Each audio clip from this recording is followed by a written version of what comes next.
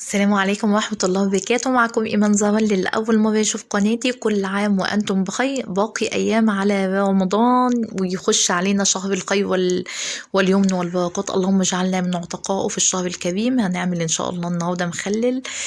قبل ما هبدأ الفيديو صلي على أفضل خير خلق الله. اللهم صلي وسلم وزيد وبارك على سيدنا محمد. زي ما شفنا في بداية الفيديو اللي كان فيه لفت بورق وكده، أنا خدت الورق وقمت غسلاه وعينته للمحشي وخدت روس كان فاطين وفيها شعر كده طالع منه، نجفته او شلته بالسكينه.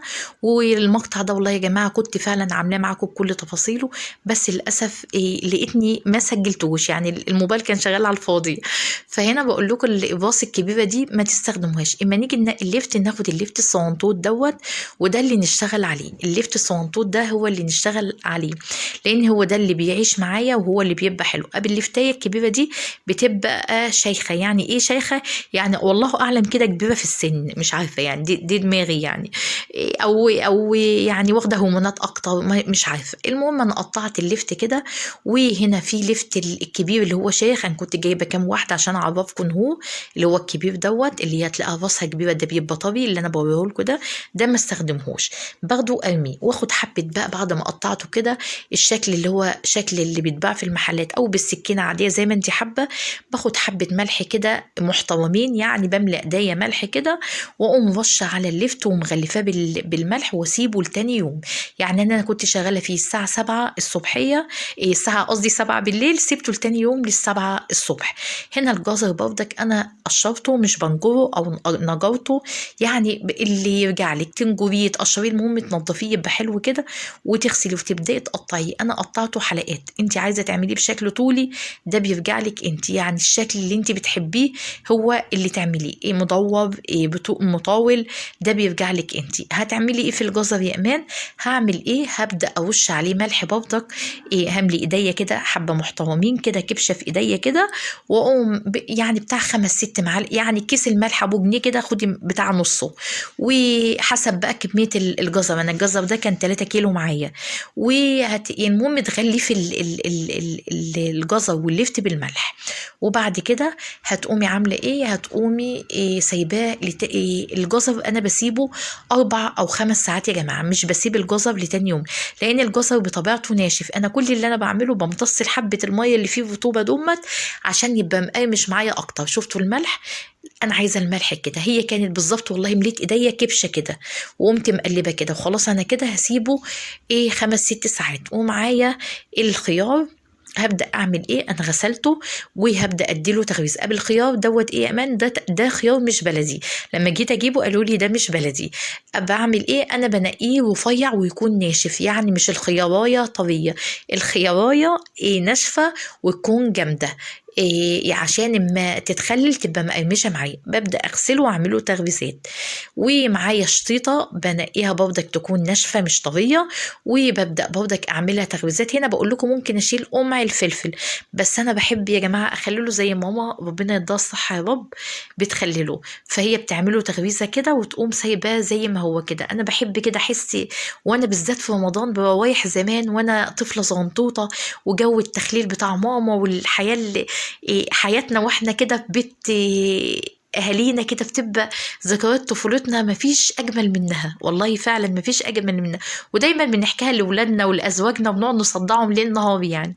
ببدا اعمل ايه؟ باخد الشطيطه وابدا احطها في ارضيه البرطمان عشان ما تطفوش على الوش، وبعد كده ببدا احط عليها الخيار. انتي بتعملي المحلول ايه للفلفل وللخيار؟ انا بعمل له محلول 2 لتر ميه، بحط عليهم نص كوبايه ملح خشن، ده بجيبه من عند العطار بقول له عايزه الملح الخشن، واللي هو اعتقد بيقولوا عليه ملح البحر ده، وبحطه للمخلل، وبحط كمان معاه معلقه ونص سكر. يعني اللترين الميه عليهم نص كوبايه ملح خشن، عليهم معلقه ونص سكر، وبحط كمان 3 فصوص 4 فصوص توم. التوم يا جماعه ليه الخيار بصوا ما تعرفوش ايه علاقته بيه، هو بيديله طعم رائع، إيه بينقل الخيار نقلة تانية. انا بحب قوي قوي احط الثوم على الوش كده وفي قلب المخلل بتاع الخيار، بيبقى طعمه حلو جدا. بنتي يا امان بتحطي خل؟ لا انا مش بحب احط خل في اي نوع مخللات. اللهم صل عليك يا محمد، اللهم صل وسلم وزد وبارك على سيدنا محمد. ليه يا جماعه مش بحب احط خل؟ لان الخل بيطوي المخلل، الخل بيطوي المخلل، انا مش عايزه مخللي يبقى طري، انا عايزه مخللي مقرمش لاخر واحده اكلها، مهما يقعد عندي يبقى مقرمش. هنا خلاص فصيته جنب بعض كده بالطول زي ما انتوا شفتوا، وبعد كده كام واحده من فوق.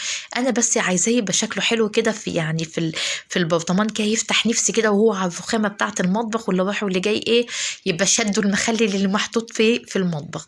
هبدا احط هنا رتلين الميه وعليهم نص كوبايه ملح خشن. ليه الملح الخشن بستخدمه؟ لانه بيساعد على حماية المخلل. زي ما باجي اخلل سردين او فسيخ بحط مخلل خشن. المخلل الناعم يا جماعة بيساعد على ذوبان الحاجة، عشان كده اوعي تستخدمي في المخللات او في الحوادق. دي نصيحة بقى من ماما، ربنا يديها الصحة وطولة العمر. هنا هحط معلقه ونص سكر، ممكن تحطي معلقه حسب كميه المخلل اللي معاكي. طبعا بدوق الملح بتاعي مع الميه مظبوط خلاص، مش مظبوط انت بتزوديه، وده بيرجع لك بقى. بتحبي المخلل بتاعك حادق سنه، بتحبيه مظبوط، ده بيرجع لك. انا حطيت على رتلين الميه نص كوبايه ملح خشن، وكمان يومين هفتح عليه واشوفه محتاج ملح هضيف له حبه ملح، هقوم ناقصه من الميه وحاطه لها حبه ملح ومرجعه الميه تاني. مش محتاج يبقى الحمد لله رب العالمين وكفى الله المؤمنين شر القتال. هنا ابدا احط الميه قصدي للمخلل، وهبدا بقى هنا اقطع الثوم على الوش كده. احيانا يا جماعه بحب احط الثوم بقشره، والله يا جماعه بيبقى طعمه كمان رائع قوي، بس انا ده كان ثوم عندي متقشر في الفريزر واستخدمته على طول. خلاص كده هركنه في جنب. هنبدا بقى معانا قرنبيطه جميله كده وعسل، ما شاء الله ربنا يبارك لي في زوجي هو اللي جابها لي. طبعا القرنبيطه دي مش حلوه خالص للتخليل، بس هنقول له كده لا اوعي، هنقول له تسلم ايدك على مجايبك، ربنا يخليك وتعيش وتجيب لي كلمتين حلوين كده، ناخد كده حسنات في الايام الجميله دي، ويرفع كده غلاوتنا في قلب ازواجنا. هنقطع القرنبيط كده ونقطعه حتت كده ونبدا نوصه. طبعا القرنبيطه الحلوه اللي مش بتبقى مشعبه، هي اللي بتبقى على شكل ورده كده وبتبقى جميله. طبعا انت مش قادره تنزلي وبعتي زي كده حد يجيب لك، يعني ربنا يبارك في زوجك جابلك او ابنك جابلك او بنتك، ربنا يبارك في اولادنا جميعا. خلاص هتبداي تخليلها ولا هتقول لا، وان شاء الله هتطلع احلى حاجه. احنا اتفقنا اللي نجاح اي حاجه بنعملها مش شطاره مننا ابدا، ولكن توفيق من ربنا عز وجل في الاول وفي الاخر. يعني كل الناس بيخللوا، كل الناس بيعملوا الاكل، بس في ناس يبقوا مميزين في اكل او في تخليله او في طعم حاجه، ده بيبقى توفيق ربنا عز وجل ليها، بيحسن ما بين ايديها. نبدا برضك نحط قرنبيط جزر، واخر حاجه وبعدين شطيطه، واخر حاجه احطها على الوش الخيار، لان الخيار يا جماعه مش بياخد وقت. قال لي يا امان حطيتي البرطمان تشكيله، مع ان كل حاجه من دول بياخدوا سويه مع بعض. بياخد مسويه مختلف، هقول لك ليه. انا عايزه اعمل برطمان ياخدوا من طعم بعض، وفي نفس الوقت انا حاطه الحاجات اللي بتغيب في السوي فوق بعضها، يعني حاطه القرنبيط، حاطه الجزر، حاطه الشطيطه، حاطه الخيار اخر حاجه من على الوش. هبدا هنا خلاص عملنا عقد الميه اللي احنا اتفقنا عليه، ده ثابت لكل المخللات. هبدا هنا بقى معايا شطه حمراء انا جايباها وضربها في الكبه مع 5-6 فصوص توم كده، او 5 فصوص توم كبار او 6 كبار، يعني حسب ما بتحب الثوم في الدقة. وحاطة ليمونة واحدة كبيرة، ومش حاطة زي ما اتفقت معاكم خل، وحاطة معلقة ملح صغنطوطة، لأن عارفة إن أنا هحط مية فيها ملح. وأبدأ بقى أحط الدقة كده. المخلل ده أنا مش حاطة فيه بنجر لغاية دلوقتي، أنا مستخدمتش البنجر ولا مية البنجر، أنا هنا بعمل بالمية بتاعت الدقة اللي هي المحمرة اللي في إيدي دي. ليه أنا البنجر هستخدمه في مخلل تاني؟ هبدأ هنا بقى الاقيها لا محتاجة مية، هزود وهظبط ملحي زي ما اتفقنا. هبدأ هنا عملت بقى هنا بتلين مية وظبطت الملح، قلت اللي هيفضل هتستخدمه البرطمان اللي بعده.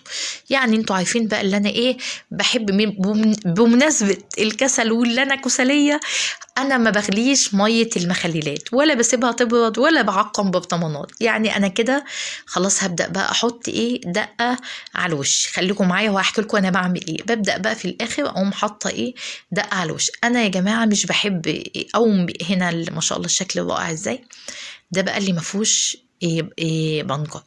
انا ما بحبش هنا بقى ننضف الحته كده، وهنبدا برضك نعمل برطمان تاني. انا ما بعقمش الميه ولا بغلي، ما بعقمش البرطمان ولا بغلي ميه واسيبها تبرد.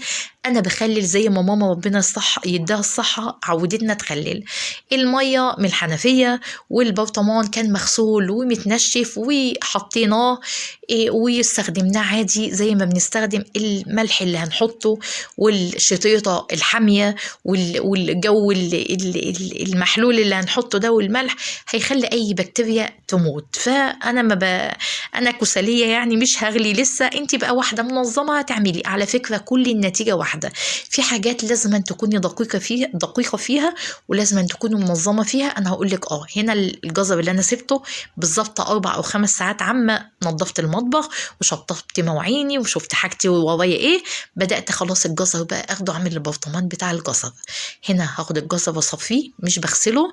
الجزر ده كنت حط عليه ملح، انا مش بصفيه من ملح لان الملح اللي كان عليه مش لدرجه اللي هو يخليه حادق ولا حاجه. انا هبدا اصفي الجزر وهبدا احطه كده رصه كده وتحت قرن شط عشان يشطشط لي المخلل كده ويبقى حلو. هبدا ارص الجزر كده خلاص، وما شاء الله لا قوه الا بالله كده 100. هبدأ أحط كام خيارية بقى أقسمهم كده على الوش يدي برضك طعم. وهنا بقى في المرحلة دي هحط البنجر. هستخدم هنا مية البنجر. لا ده اللي احنا حاطين، يبقى التاني اللي حطيت فيه بنجر ماشي. يبقى ده اللي انا كترت فيه شطيطه، ده يبقى مش هو اللي انا حاطه فيه بنجر. يبقى التاني اللي انا حطيت فيه بنجر ميه بنجر وكترت فيه شطيطه. هنا بقى هبدا احط هنا الميه مع القطره فيها الشطيطه. يبقى ده البرطمان اللي انا مكتره فيه الشطيطه اللي انا ميته من لون الشطيطه دي. التانيه كانت حمراء لاني حاطه فيها ميه بنجر.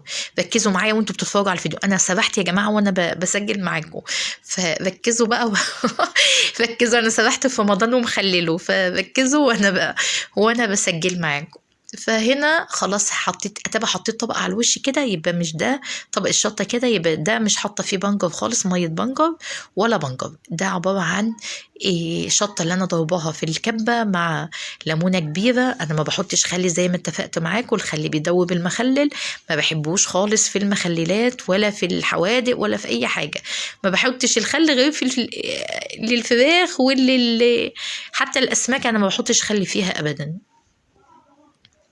ماشي. هبدأ بقى هنا لقيت الدقة دي، لا انا عايزة احط دقة بقى من اللي هي التقيلة اللي هي بتاعة البرطمان، مش الدقة اللي في المية. فنقصت من اللي كانت فيها مية وبدأت احط طبق الدقة من فوق كده، وهبدأ انقص المية شوية عشان ياخد راحته في البرطمان ماشي. هتبدأي هنا بقى تقفليه وتحطيه في جنب كده. هنقفله ونحطه في جنب. شكله طبعا ما شاء الله لا قوه الا بالله، لونه حلو ازاي.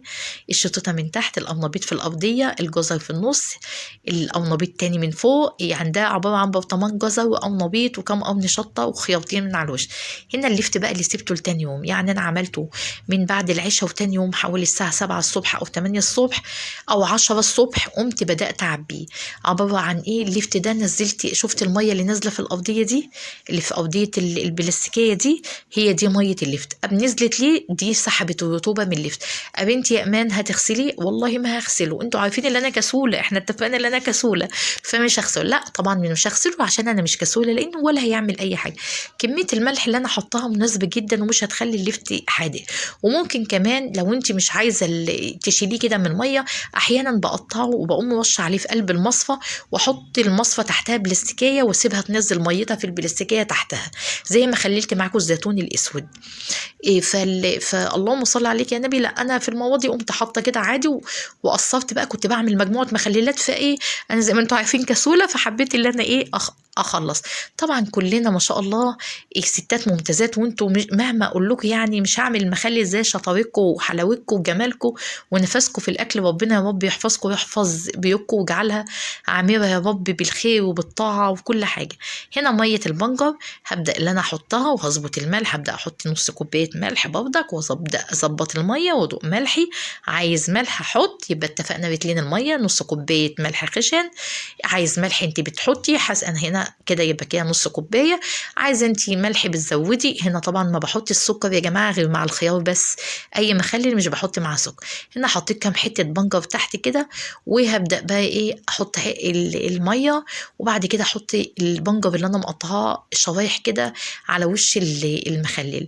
وده طبعا هيخلي المخلل لونه محمر جدا، وهينزل اللون ده كله في المخلل ويبقى طازه كده وفريش وجميل.